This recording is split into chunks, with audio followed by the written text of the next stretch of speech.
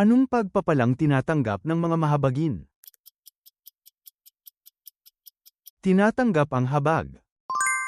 Nang ihahandog na sana ni Abraham si Isaac bilang handog na susunugin, anong hayop ang inihandog ng Diyos sa halip? Bar akong tupa.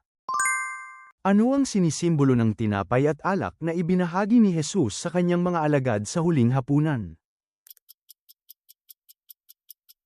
Ang katawan at dugo ng Panginoon.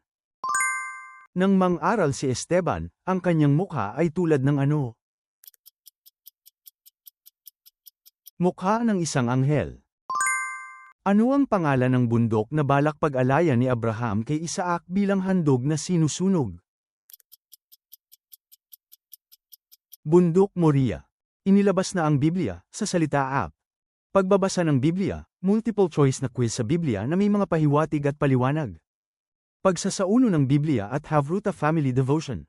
Maaari mo itong i-install sa pamamagitan ng pag-click sa link ng profile ng channel.